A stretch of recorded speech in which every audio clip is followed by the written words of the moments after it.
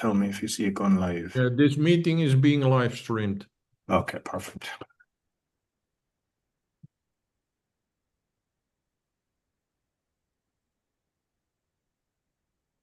Welcome to the Awakening Podcast. You can find all our episodes on awakeningpodcast.org.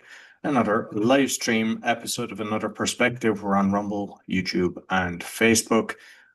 I won't be able to see the comments because I'm actually on the Zoom call and it's going live. But if there's comments, we'll go in and read them later and we'll respond to them. Hi, Arnold. How are you this week? Good morning. I'm doing much better than at the beginning of the week, so I'm happy about that. Okay, so that's always a positive thing. So I suppose let's start with the picture before we go into what we're going to discuss this week. Yeah, when I look outside, it's like maybe it's gonna rain, and the picture shows that there's rain, and there's one guy in a suit with 5 umbrellas, and another guy who has no umbrella and who's in the middle of the rain, and the text says it's not the needy who are a problem in this world, it's the greedy. I think that is a main thing. I just realized that there's a quote attributed to Gandhi, and Gandhi said there's enough in this world for everybody's need, but not for everybody's greed. Yeah. And another thing I would like to add is that there was a couple of years ago a member of the American team in the climate change conference. And since then, I think the guy has been removed. But he thought is that actually the main problem with climate change. Well, you can talk whether it's a hoax or not, but let's talk about pollution. And he said, it's not a climate thing. It's a greed problem. So I think we really should be focusing more on reducing greed. I think then we solve a lot of problems in this world. And even if you look at the military complex, is it 2% or 4% of the money that's spent for that would solve all the hunger problems? I mean, there's billions that are living on the breadline.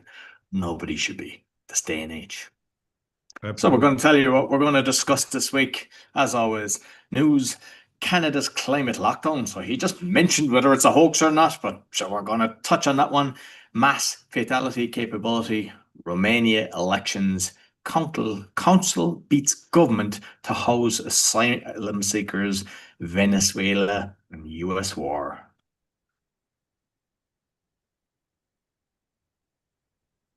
AI, ChatGPT 5, medical reasoning. Google just launched Mangle, the most powerful AI reasoning language, and chatbot tricks users. Good news, Caravan. Stackburger VR that provides pain relief, and handover toy shop to staff. Health. Illinois mandatory mental health screening, aspartame dangers, and go nuts. Inspiration, predicting Eureka. Start and listening to podcasts. Frog in the Well.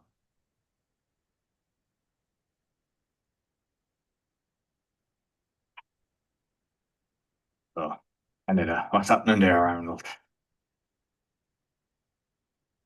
Yeah, and it's not even being planned. I think it's happening as we speak. There is in Nova Scotia, which is I don't know whether it's a region or a province in Canada.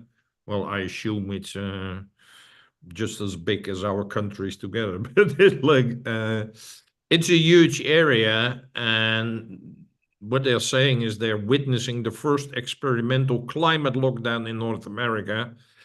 So what they have said in Nova Scotia, so in this region in Canada, they've said there is a 10-week travel and forest access ban enforced by fines. And if you get fined, it's almost $29,000 for stepping into the woods. So you're not allowed to travel in the woods. You're not allowed access into the wood. It's all so you cannot walk your dog, you cannot hike, you cannot fish, you cannot even pick berries, all under the guise of fire risk. Even as rainfalls and fire conditions change, no, it's still the lockdown. So what a former conservation officer and fireman says is, this isn't fire safety, it's fear-driven tyranny.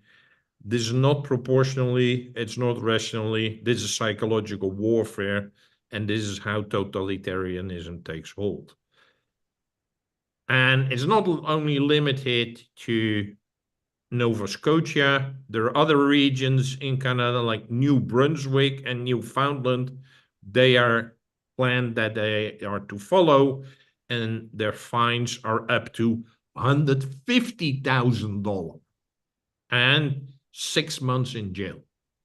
If you just go walk in the park, it's like walk in the forest. So it's like totally incredible. And this is happening now. So folks who live in Nova Scotia, they cannot say it's Sunday, let's go out with the family and walk and have a picnic in the forest. No, you're not allowed. Well, I'd heard about the plan for a climate lockdown, but I think they usually do this as a test, see how society responds to it. And if they kind of just bow down and say, accept this, what I would say is check your sovereignty. But you can see it's all about the money. Like, I mean, if you saw a movie about this, you would go, you turn it off, you go, this is too far-fetched. But this is reality, and that's the scary thing. Yeah, it's absolutely, and yeah, if it works, well, you can be sure it will be implemented all over the world. And I mean, they had Trudeau, who was bad. It looks like this new guy is worse. Yeah, absolutely, absolutely.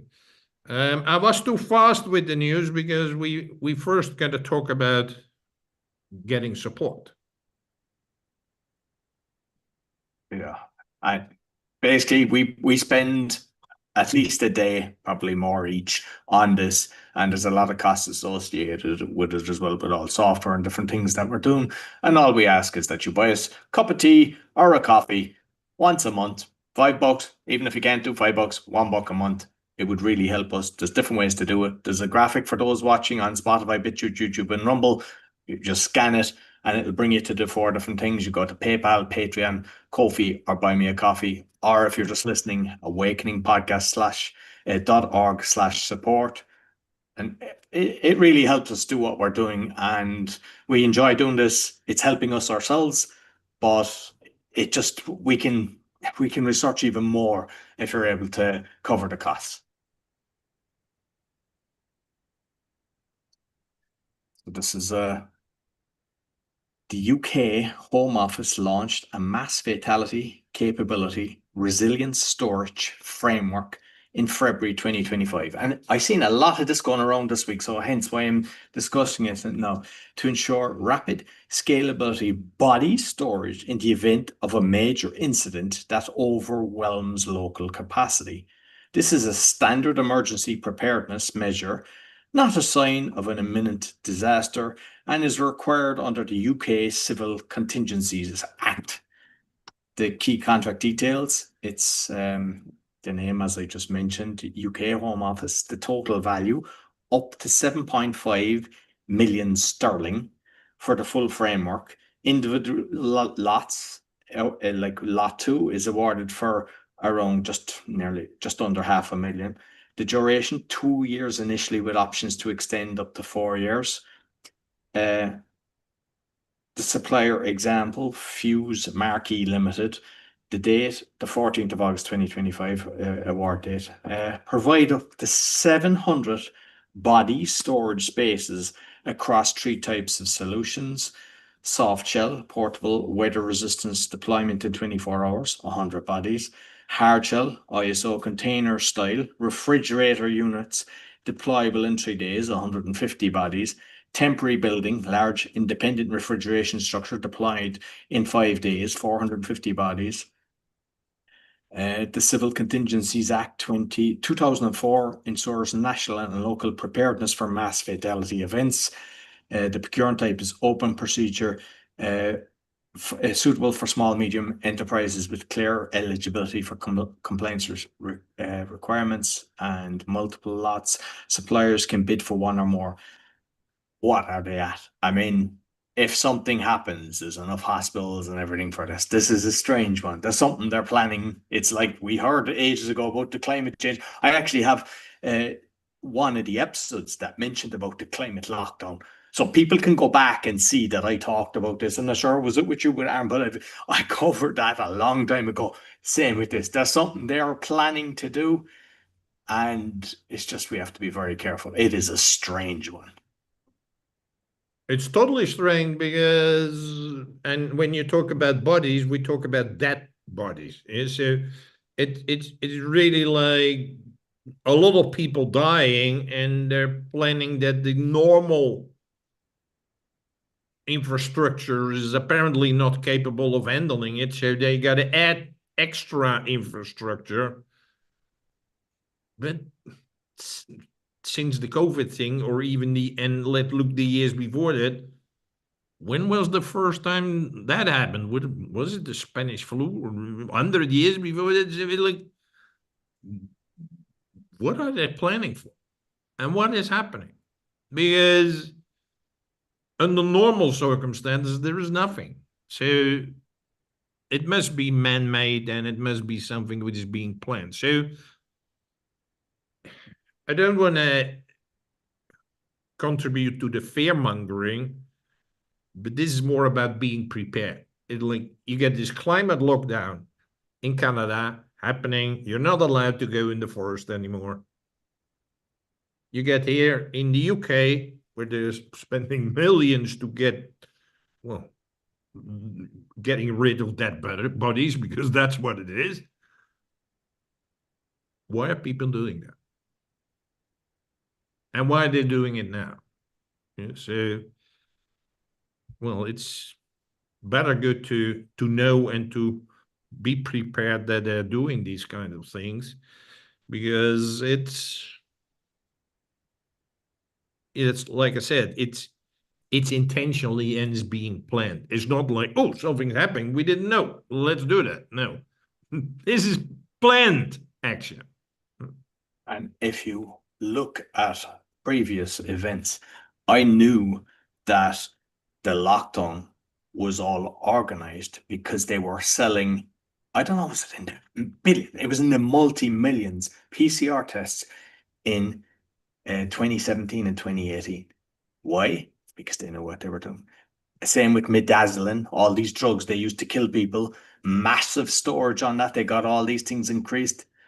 So they prepare for these things. So you should watch all these dot connections because there's something definitely going to happen. They don't do this just for the laugh of it and just like, oh, just in case. No, this is orchestrated. There's something planned. Absolutely. So I promise to keep you updated on what's happening in Romania. I told you a couple of times, just let me give a quick summary. There was a presidential election in December of last year. Then a man who won was named Georgescu, but the upper courts, whatever, they annulled the results, and they ordered because they didn't want the guys. So new elections in April and May and whatever. That man, Georgescu, tried to be a candidate, but he was not allowed to be a candidate. Again, went into all the legal stages, and all the time it was no, no, no, no. So what the more pro-Romanian people, as opposed to the pro-EU, they sent a new candidate called George Simeon, and he was all ahead in all the polls and everywhere. And in the first round of these new presidential elections, April, May, he became first. But there had to be a second round between him and a pro-EU guy. And guess who won? The pro-EU guy. Totally not predictable. Yeah? But now, one of the reasons where they said, no, this Georgescu man, he's not good, George Simeon is not good, because they're supported by the Russians. That was the reason. It's like, hey, and then first with Georgescu, it was already in December, January. It's like, oh no, the Russians paid his marketing campaign on Telegram and everywhere is like, they're funding him so that he gets chosen. Okay, so this was just to catch you up. Now there has been a US State Department report which exposes what many of us have suspected, that Europe lied about the Russian intervention to crush democratic victories. So they basically say there was no Russian intervention. They had nothing to do with it. So it's really, really, you could say, instead of, I don't know the English saying, it's like you blame someone else for something you do yourself. The same thing they did to Trump. It's Hillary was saying about Trump, and it was they did it. The Yeah. exact same thing. Yeah. Yeah, and that is what's happening. Is like the pro-EU guys interfered, and the result is that there is now a pro-EU president, which is totally not liked, by the way, but that is the case. So it's not the opposition guys who were totally supported by the Romanian people who are corrupt. It's the pro-EU folks who are corrupt. And it's now the US State Department reporting this. So this is very interesting. And, well, I hope, I don't know whether this will be continued or how, but it shows what kind of nasty things are happening and that politics is totally rigged. Yeah, absolutely. So, migrants ordered out of hotel. Epping Forest Council versus the UK government. The case involves Epping Forest District Council challenging the UK government's use of the Bell Hotel in Epping to house asylum seekers. The High Court ruled on August 19, 2025, just this week, granting an injunction that required the removal of asylum seekers from the hotel and barred its further use for this purpose by September the 12th of this year. This was the first successful legal challenge by a local authority against the government's hotel accommodation policy for asylum seekers. The reason for the case, the lack of consultation. The government placed asylum seekers in hotels without consulting local councils, undermining local governments and planning, strain on service, sudden increase in local population strain, healthcare, education, and social services, safeguarding duties. Councils argued hotels were unsuitable for vulnerable groups, potentially breaching child protection and welfare laws. Financial local authorities face unreimbursed costs for supporting migrants. The council sought to assert its statutory powers ensure local input in such decisions. The legal argument. The council's position. The council claimed the government's use of hotels for long-term migrant accommodation was a material change of use under planning law requiring permission that was not obtained. They also cited lack of consultation and safeguarding concerns. The government's position, they argued it was statutory powers to provide emergency accommodation and that hotel use was permitted under emergency provisions. The High Court found the government had acted outside its legal powers by demanding hotels without proper consultation or adhering to planning procedures. The use of hotels was deemed a material change of use under the Town and County Planning Act 1990, requiring planning permission. The court emphasised the need for local authority involvement and compliance with planning laws. And for local councils, the ruling empowers councils to challenge government decisions on migrant accommodation and may relieve them of operational and financial burdens. For the UK government, the decision disrupts the government's hotel accommodation strategy, requiring alternative solutions and closer collaboration with local authorities. It may prompt policy changes, legal assessments.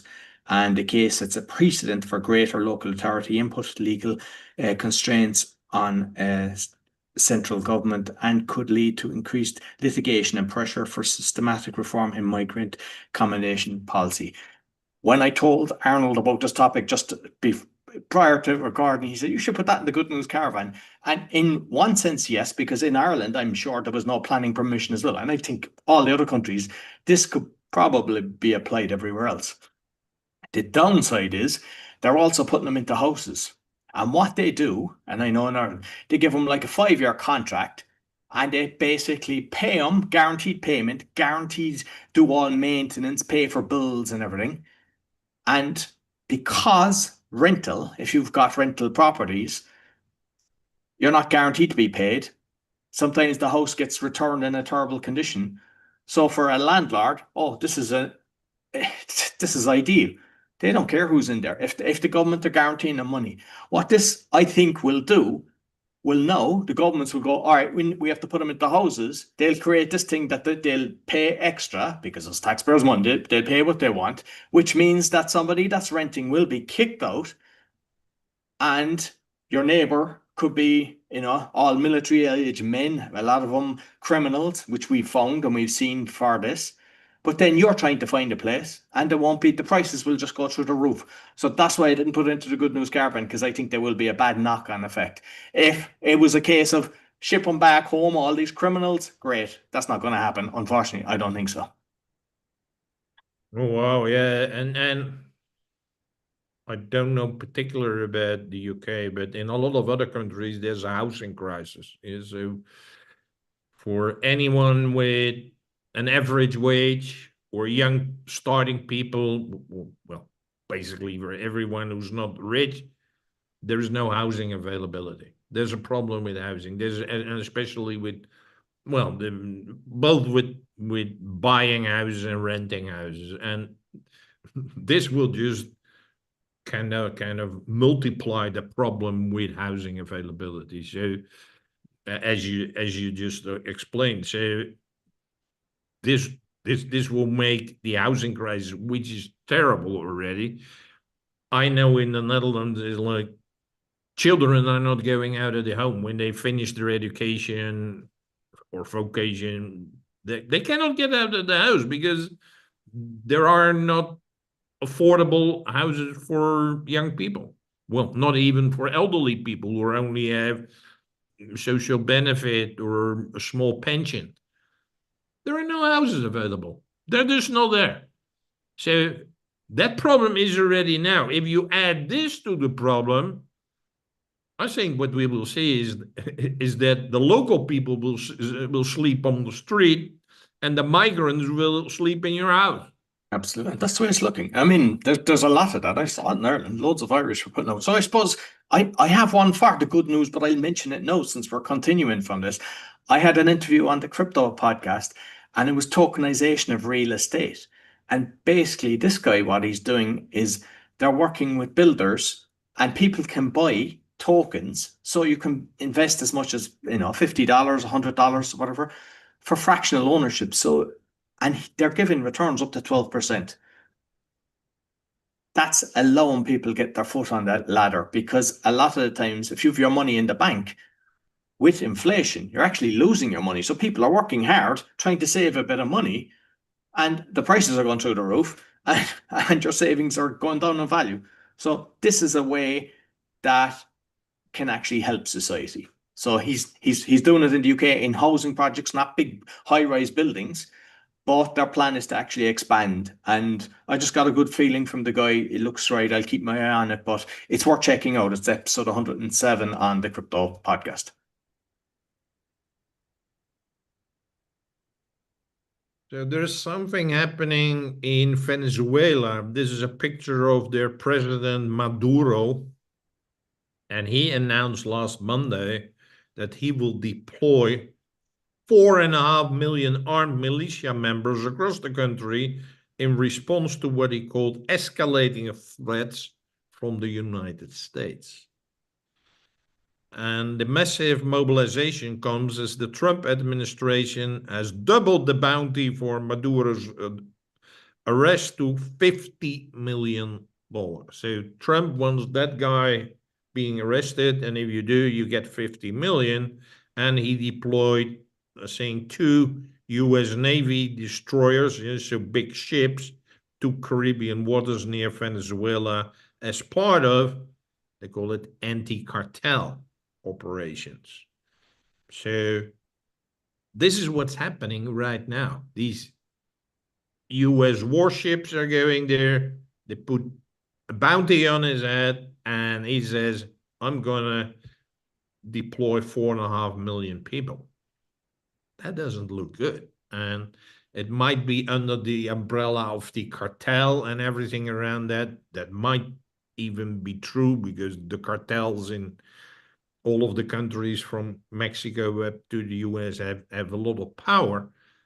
But at the same time, Trump has said many times that he wants to expand the American territory from the north in Greenland to Canada, but also to the south, to the Panama Canal, and now obviously even going further south to Venezuela. So it's like he wants to, well, build one big American empire, and apparently this guy is in the way. So now he has sent warships, but these guys are not accepting things like, "Ooh, okay, US, we're doing it." He said, I got 4.5 million people, boom. So this is happening this week. Yeah, so, and do you know what the population is? Because when I saw like over 4 million, I was like, what? They can have armed men, 4 million? Well, my guess is it's a huge country, but not too many people. So it's That's a high percentage of the population. uh, so it doesn't look good. So let's move into AI, artificial intelligence, for people who don't like abbreviations. Well, don't ask me what GPT stands for, but we move into GPT-5 medical reasoning. But before we go there, let me ask you to have a look at brain fitness, especially in these times, and especially with the use of AI and everything else. If you're not using your brain skills, you're losing them. And there's a lot of things which have been proven, which are shared on this show as well, is that by using AI a lot, you will lose your capability. But it's also, like we shared, which we just shared on the news topic, we shared a lot of things which are happening in the world, and you just might, well, that doesn't impact me. But what if in 2 or 3 months there's a climate lockdown all over the world? What if they are spreading some kind of poison and they need a lot of bodies in these fatality tents? So you need a clear brain to deal with this and to be prepared with it, and to respond to it in a good way. That's why you need to work on upgrading your brain. That's what I do with braingym.fitness. That's our website. I have master classes, which are workshops to around specific topics like relationship, like curiosity, like your uniqueness. I got a training program to help you move from fitting into flying out. And a new book is out about the adventures of Dr. Alfred Moore, about a traditional doctor who becomes a social entrepreneur.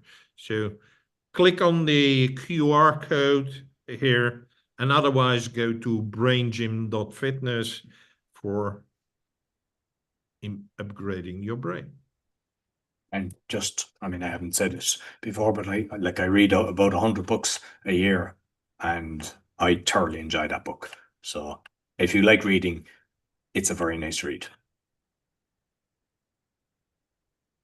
We mentioned recently that there was an introduction of GPT-5. Well, there are letters. Well, in this case, I don't know, but you had 4 and an O, and I don't know all these things. But it's basically 1, 2, 3, 4, 5. So 5 is the most latest one. We're talking about, they tested it on medical reasoning as a benchmark, and they compared it with GPT-4 and human medical professionals. That's why you see a picture like a AI robot doctor kind of thing. But what I want to share is that, so they had it done, tested around diagnostic, multimodal tasks, clinical questions, reasoning, everything else. And what the outcome is that the system, so GPT-5, exceeded pre-licensed medical professionals by 24% on reasoning and 29% on understanding and expert level tests. That's incredible. It's between a quarter and a third. The AI was better than humans, because that is in essence what we're talking about. So the GPT-5 showed sophisticated diagnostic abilities as well on complex cases, correctly IDing rare conditions like Boerhaave syndrome from lab values and CT scans. So diagnosing, tests, everything else, the AI is better than humans. That's the summary which we can say. This article says we're approaching a point where physicians not using AI in clinical settings could be regarded as malpractice. Plus, the gap is only heading in one direction as intelligence skills. So there's this huge gap between what this technology is capable of and what humans are capable of.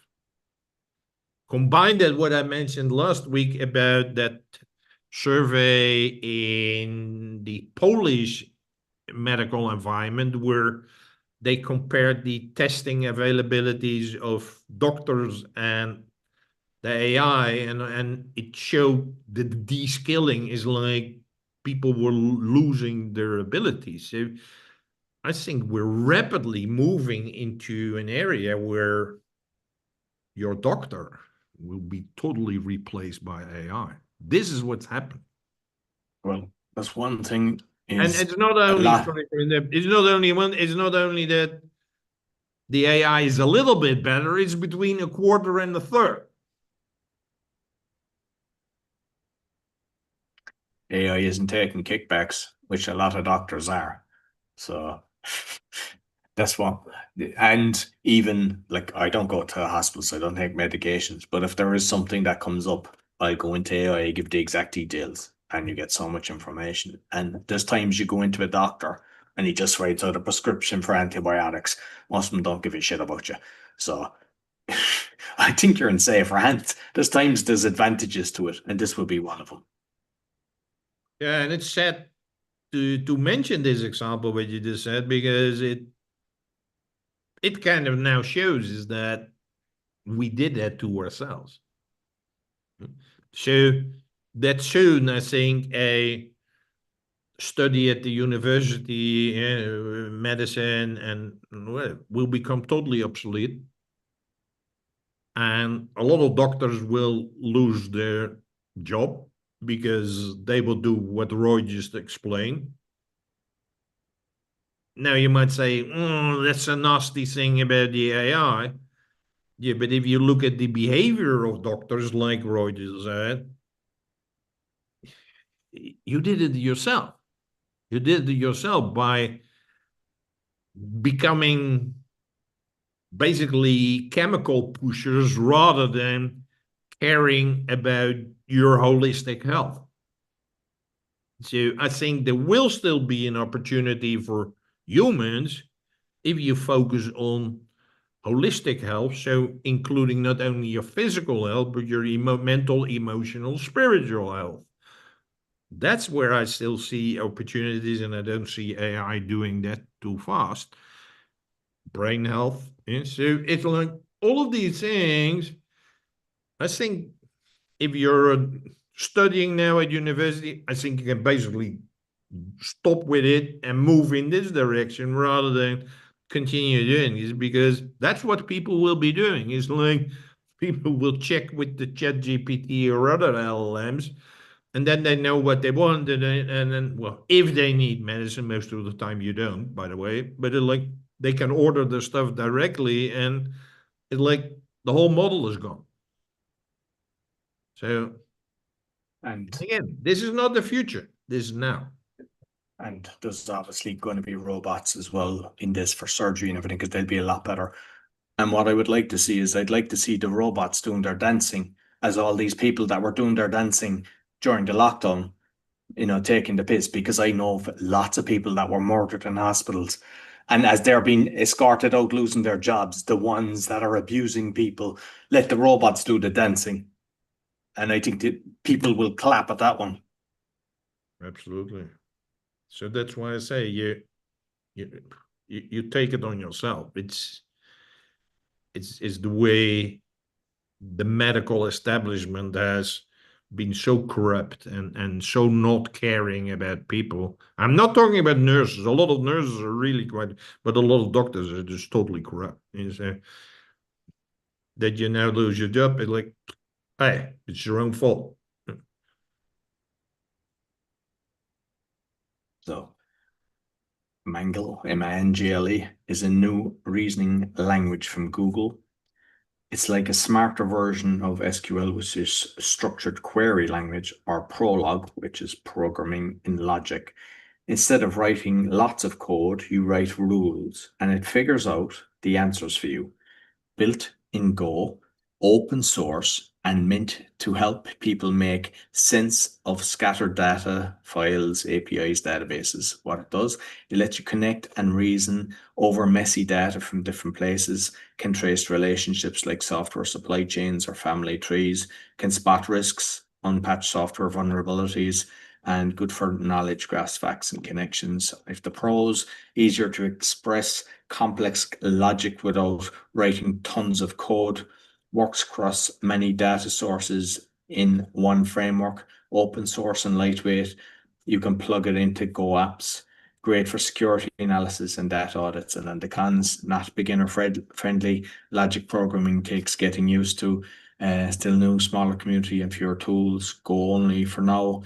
So not as friendly if you use Python, JS, and can lose some predictability. Might not always finish or scale perfectly. I mean, I've seen videos before of Google even with the phones and everything, and even when the phones were on uh, pilot mode and Wi-Fi turned off, they were tracking everything, every single thing that you're doing. So a lot of times with AI and everything, people are thinking, "Oh, this is great, this is great." Yeah, there's a lot of things when it's put to good use, but Google ain't the good boys, and they're gathering all our information. So that's the one that I would be concerned about. Yeah, and there's now, I think this week there was a new Google Pixel phone introduced, which has got something like 7, 8 different AI functionalities built into it. So if you're into Google Android phones, it's like there's no way of escaping it. Yeah, I'm hearing a lot of people getting their phones hacked. So Android, there's a lot of bugs and stuff like that that are going in. So just to be aware of that as well. So if you have an Android phone, I'm hearing a lot of scamming and stuff that they go and track, make changes and check your bank account and everything. So just be aware.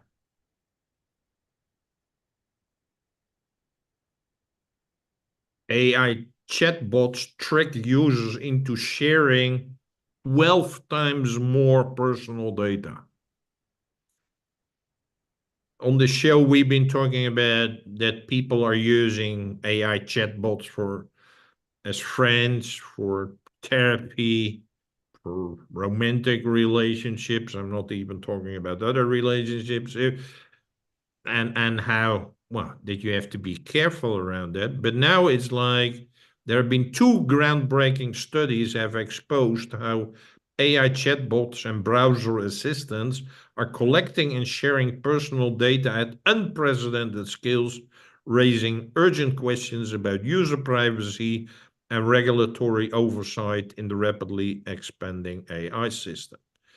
So what they found is that malicious AI chatbots can manipulate users into revealing up to 12 times more personal information than they would normally share.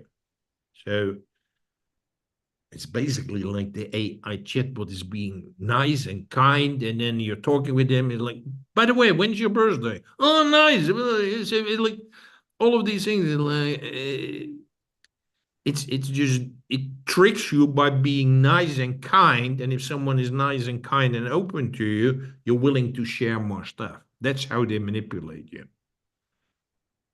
This is what's happening, and this is what Roy just said, is like, beware of scammers, and they can go to your bank account, whatever. These people are using chatbots. Like, they give all the data to the thing. It's like, hey, and people are talking now about these AI agents. Oh, the AI agent can book my meetings, can book my events, can book my stuff. Yeah, but in order to do so, it knows where you are. Maybe it's got even access to your bank account, get access to this thing. Yeah, they can do all the stuff, but they all of a sudden you can also 3 weeks like, oh, everything's gone. I didn't know that. Yeah, so, and it's like they sound like nice, and it's like a lot of people. I think they have these AI chatbot are their best friends. Well, with best friends, you can share your stuff, right? But it's a trick. And is now this research, and again, it's not just me saying, it's research from King's College in London and another place where they say it's like, no, they're just after your data.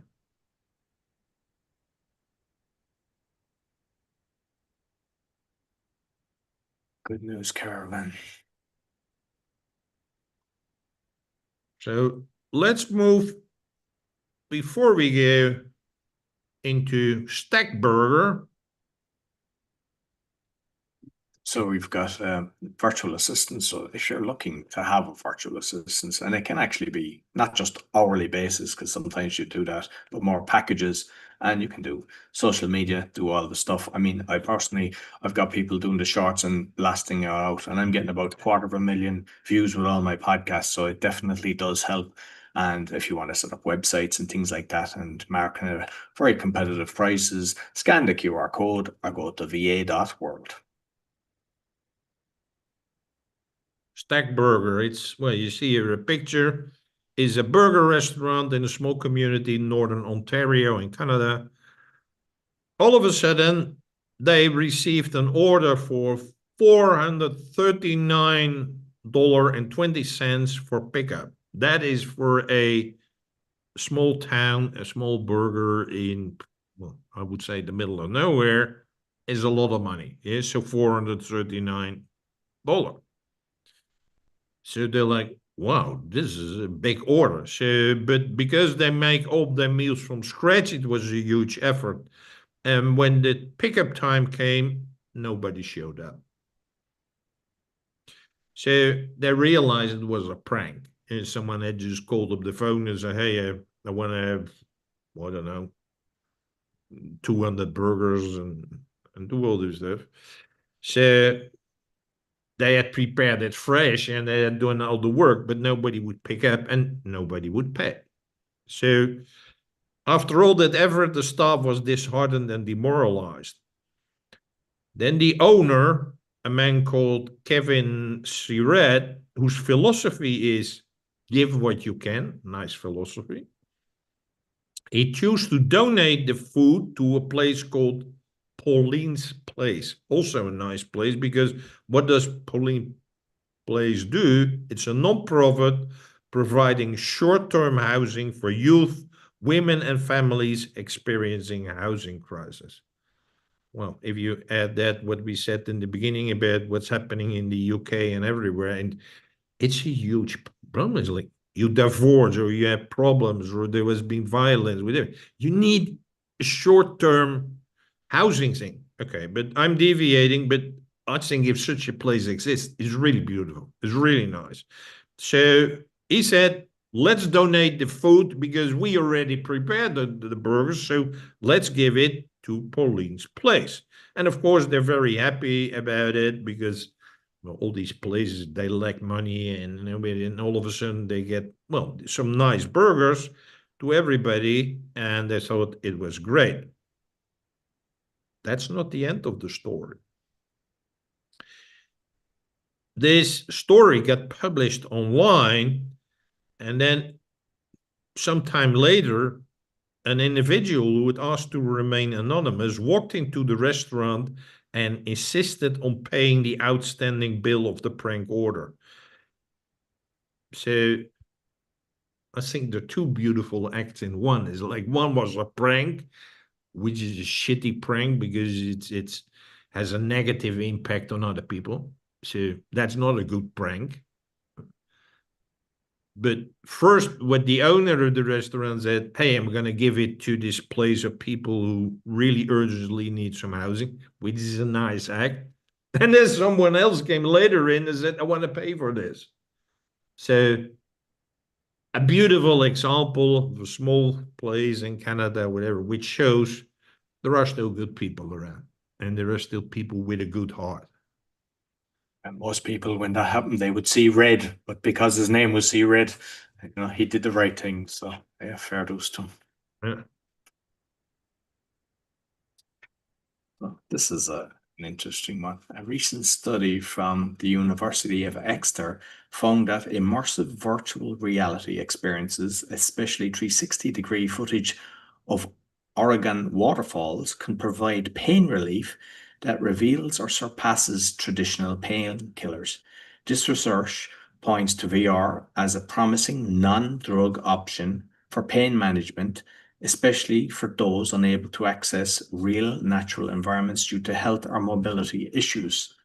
It's led by Dr. Sam Hughes, Senior Lecturer in Pain Neuroscience. It was 29 healthy volunteers. The participants received mild electric shocks to the forearm and were exposed to three conditions: still images of nature, a 2D video of the same scene, and a 45-minute immersive VR session in Oregon waterfalls. Pain sensitivity was measured throughout, and fMRI scans tracked brain activity. The key findings: immersive VR significantly reduced pain sensations from the electric shocks, while electric blasts, with effects lasting through the 45-minute session, comparative effectiveness, VR was twice as effective as 2D video and sound, according to the participants' feedback. Greater feeling of presence in the VR environment correlated with stronger pain relief. The fMRI scans show that participants with stronger connectivity in pain-modulating brain regions experience less pain. The study suggested VR nature scenes can alter pain signal transmissions in the brain and spinal cord, offering potential benefits for chronic pain sufferers. The VR distracts and engages multiple senses, reducing pain perception by diverting attention, consistent with gate control theory of pain. It also modulates brain activity in pain processing regions, similar to opioid analgesics, but without the risks. Meta-analysis confirmed VR's effectiveness to acute pain, with more moderate effects for chronic pain. Immersive and interactive VR are more effective. Some users may experience simulator sickness, and barriers like cost and accessibility remain. More research is needed and on long-term efficiency and diverse populations. I mean, when I saw that, I was thinking of you because, I mean, when you had an accident, you were in hospital, and also for like the elderly people that can't get out of the house. I mean, this is a brilliant thing that can help with pain. So, I mean, the fact that you were in hospital for 9 weeks, and like, I'd like to hear your thoughts on this one. Yes, and I won't bother the listeners too much, but when I kind of saw when I was lying in the hospital bed, and at the end there was on the wall a whiteboard. On the whiteboard the nurses had put, well, a table like a spreadsheet table, is like 4 times per day, 4 different stuff of painkillers they would give to me. So I would get every day 16 different painkillers, among which morphine and oxycodone. Those are two of the most highly addictive stuff. I told them when I saw that after a few days, and I'm like, this is not good. And I said, I want to get rid of these painkillers because I know they're addictive and I don't want to get out of this hospital as an addict. I tell you, they didn't care. They didn't care at all. They thought I just was a stupid guy. And I insisted to do it. I said, I will only take a few paracetamol. Oh, okay. And when I take it, I will throw them away. So, but I had pain for 3 years. If I would have had this VR solution, I would have been more than happy to use it. So, and I know there are a lot of people, and for me, it was acute pain. I know there are millions of people with chronic pain, and it's like, and they get these medicine, which get all these, like I said, you become addicted. They get all these nasty side effects and everything else. Like if you have something which works on frequencies, and we are basically a frequency. So like if you treat it like that, I think it's a very good thing.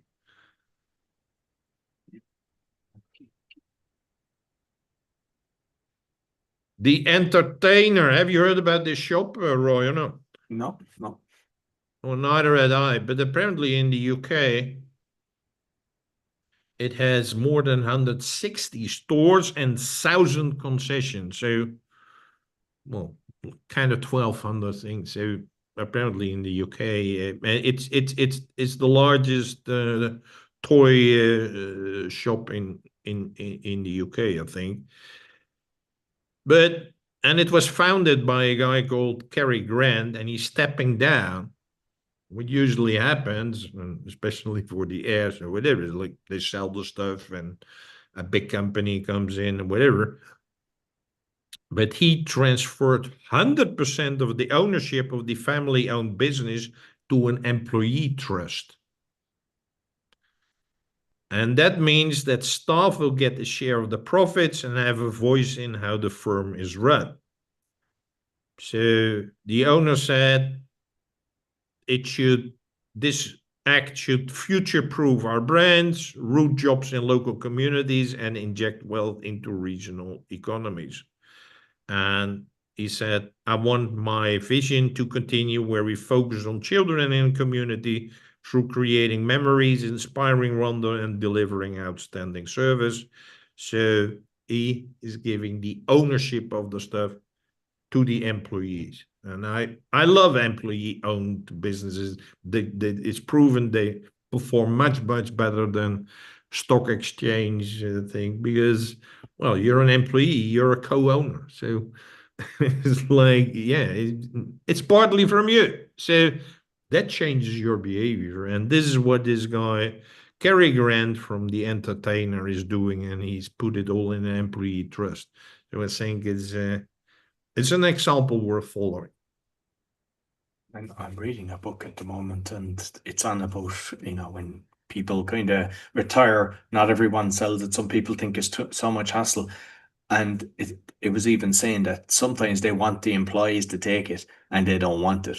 So seeing this, I mean, you think someone would bite someone's hand off when they're being offered, a percentage of a company or to get involved in it. And some people don't want the hassle. So the way that he's done it in a trust ring fencing it and everything. It's just a good way of giving back to those that have actually helped him make his wealth. Absolutely.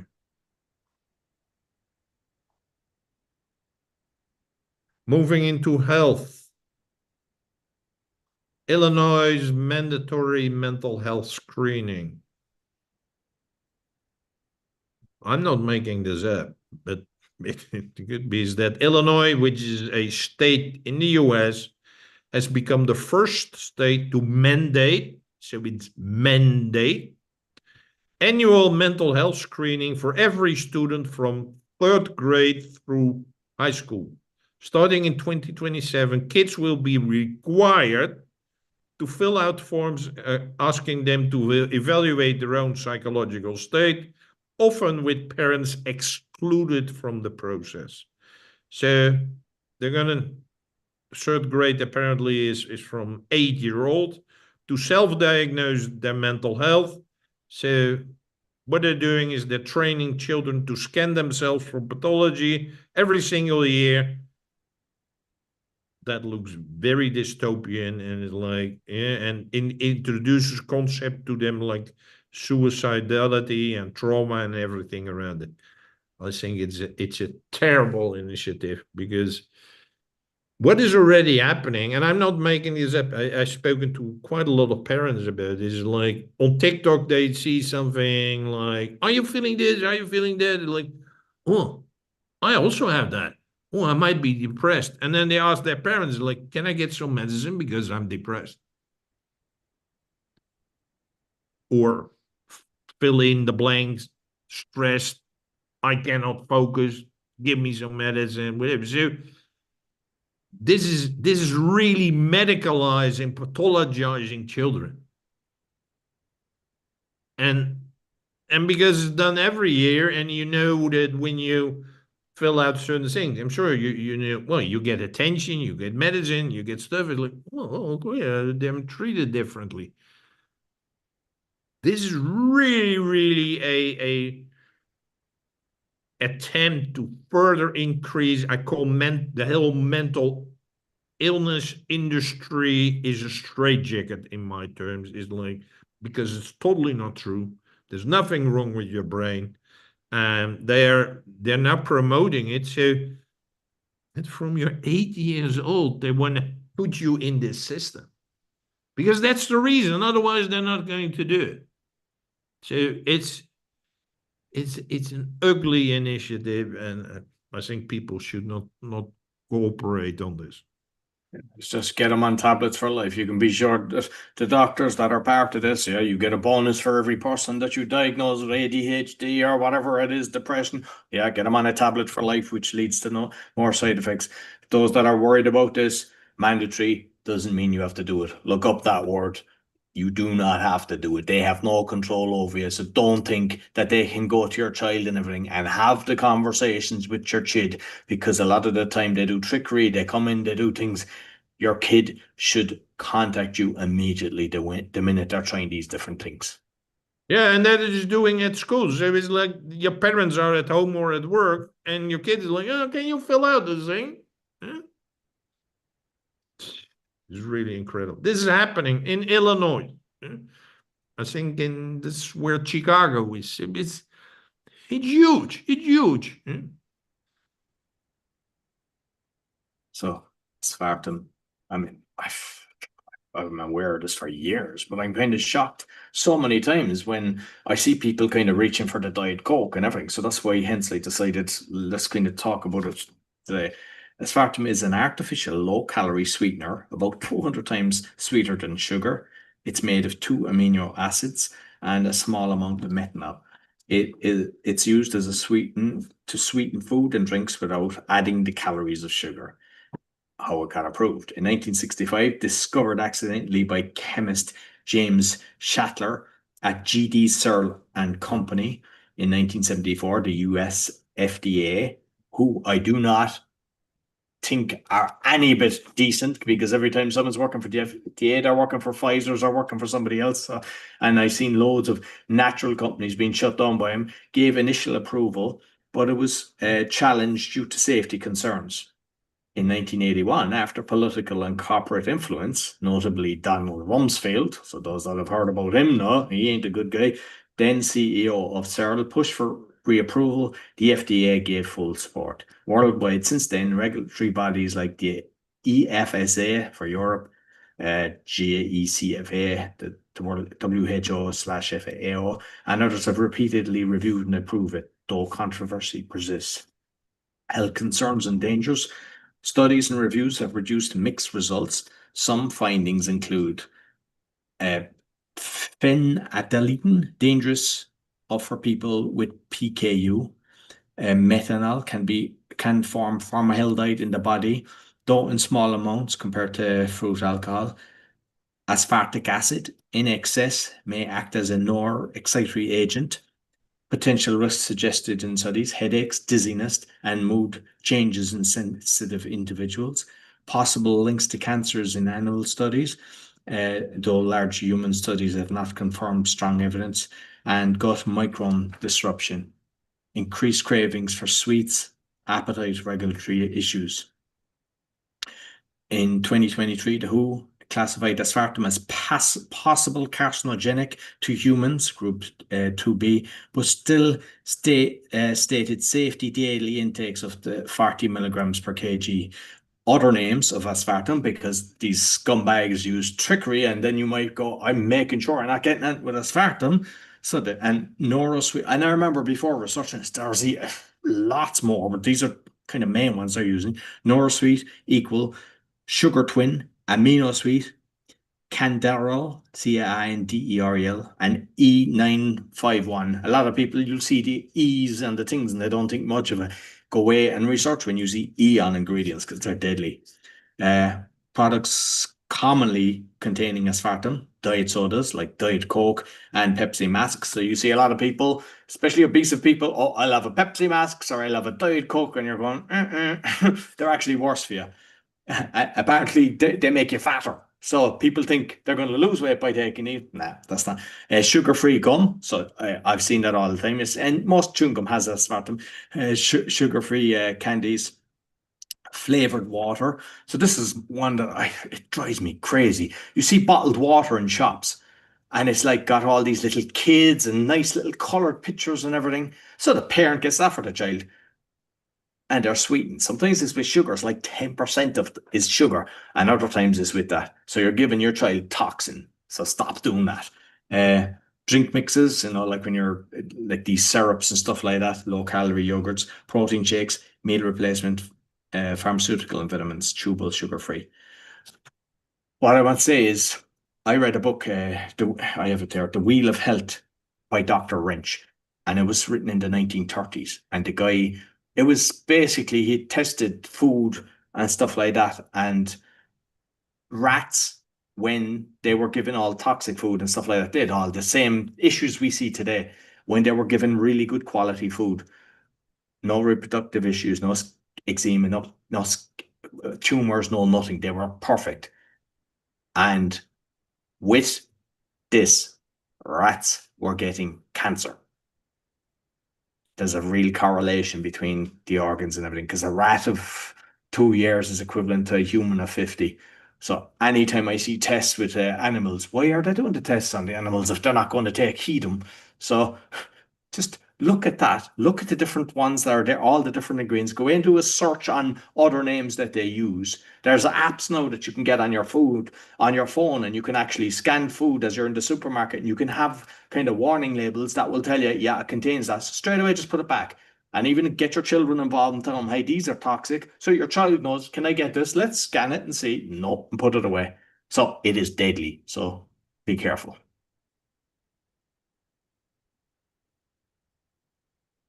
Here's something healthy. Nuts. And here on this picture, you can see various nuts. Almonds, good for your brain. Walnuts are famously good for your brain. Why? I think there's no coincidence. Look at the shape of a walnut. It's exactly the same shape as your brain. So they're absolutely good for your brain function, also for your memory, for your mood. Eat cashews, hazelnuts for skin health, Brazil nuts for thyroid function, and pistachios for your heart health. So instead of drinking your Diet Coke and a hamburger from McDonald's, eat a couple of these nuts. If you eat a handful or the two handful of a combination of it, you're not hungry anymore. And it's totally healthy, and it improves a lot of functioning of your body. So It's available, and well, nuts are not cheap, but if you have a McDonald's menu, well, I think you can eat a week worth of nuts if compared with the same price. Yeah. And actually, you mentioned a few times about different nuts soaking it in water. So you may just touch on that as well. Why people would soak some Yeah, nuts in. especially about these nuts like almonds. If you have a raw almond, it's very hard. Mm. Walnuts, they're not so hard, but a little bit. It's like if you soak them a night in water, your body can much more easily digest it and and absorb the good ingredients in the nuts. So it's quite simple. Like let's take raw almonds, and you should take raw almonds, not ones which are sweetened or salted. I saw yesterday somewhere like they put caramel flavored almonds. Don't do that. That's not healthy. It's like take raw almonds, put them before you go to sleep, put them in some water, and then the next morning put them for your breakfast or just munch on them while you're working. Very, very good. And your body is much better in digesting it. And all these almonds that you said in the caramel and all that. That's like putting a lettuce around your Big Mac and eating it, thinking no, it's healthy. Yeah. Same thing. You've just reduced it. You're not getting any benefit when you're putting all them toxins on it.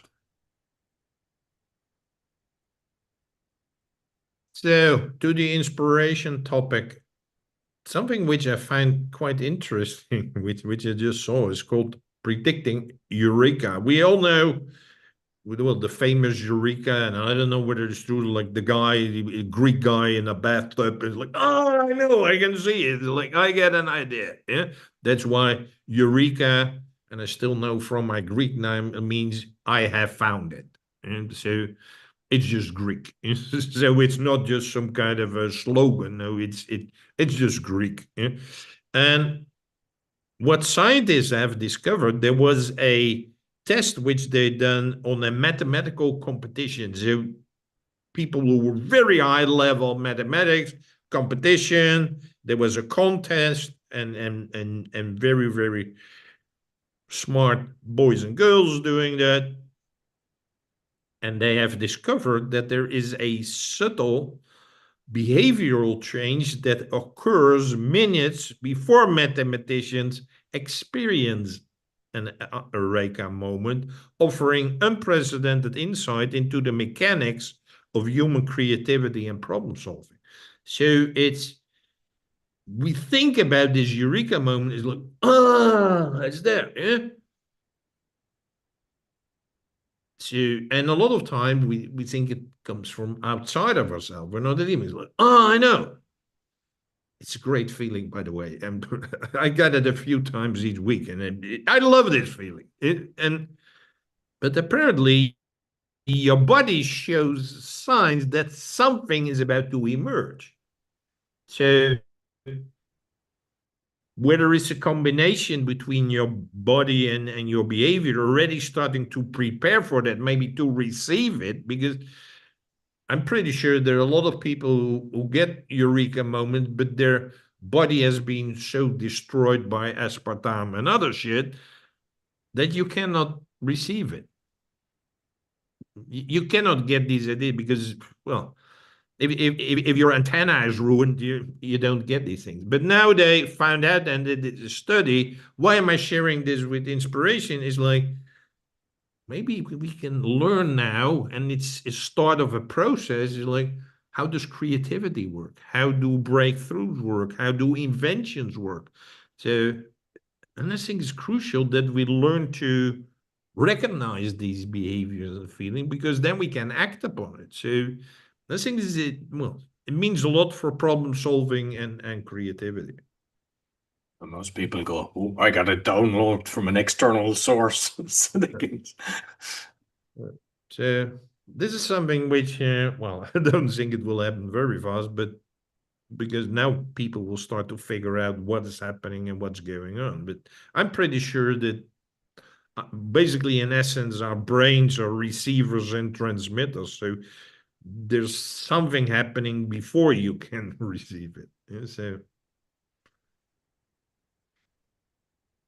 So this is kind of, I'm encouraging people to start a podcast and especially listen to podcasts because we're all aware like the CNNs, the BBCs, and all this RTEs in Ireland regurgitate lies, all propaganda. Like it's been shown in Ireland, all the newspapers and everything, they've been paid by the government. So, and that happens everywhere. They're just told what to do. So podcasts are a great way of learning information. And I mean, I learned about MK Ultra from a podcast years ago. I was like, that's, and then I done further research, like with the poison jab. It was from me interviewing people and learning about people that were against that made me kind of realize how dangerous these were. So this is before the pandemic. So there was people talking about that anyway because they were kind of seeing autism rates going through. But I learned so much. I got more people than I got books and so many different things that I've learned from shows. So I listen to a lot of different podcasts. But what I would encourage some people, they have a gift. And even if you're retired or whatever, and you have a gift and you're like, there's no point in complaining about what's going on in the world. It's not, all you're doing is kind of hurting your own selves. But if you've got a skill set that will help humanity, just create a show. It is easy. And even if you don't have the financial means, some people can do it on a phone, but you have a laptop or whatever. You can learn. There's a lot of free resources out there. Obviously, I'm doing that. I'm a coach and that, but that's not what this is about. This is you can set it up easy. You don't have to be technical. I've got a mic, you just plug it in a USB. It's very easy to upload to things and it goes to all the different platforms. But if you want to see change in the world and you've got something to share, I encourage you to actually create a show as well. But even if you don't want to, start listening to shows and when you find good information, obviously not just ours. I mean, it helps when you share our one, but when you hear a show, like Arnold's often sharing shows with me that I would never have heard about, and vice versa. And we've got a few other circles of friends that do that as well. And that's how we actually get creative and improve our knowledge base. But it's also enjoyable as well. And you can double dip. You can be ironing and you can be listening to a podcast and be taking a walk. There's a load of things you can be doing. Listen, drive to like instead of just listening to the news, like every country, sometimes on the 30 minutes or on the hour, you've got 5 minutes of negativity of news. Oh, this person crashed and died. This is this. They never have 5 minutes of something that's going to uplift you. It's always doom and gloom.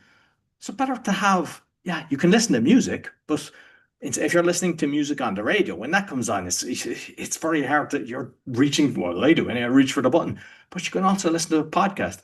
So if you're on a school run or a work run, listen to a podcast. And you can listen to health, you can even listen to comedy ones, but it just lifts your spirits. So I encourage everyone to at least listening to more podcasts, but also think about starting one. I love what you just said, Roy, about retired people, elderly people who have something to share with the world. They get a unique experience. They get maybe a special gift which is not recognized, or they get some really cool ideas and nobody wants to listen to that old person.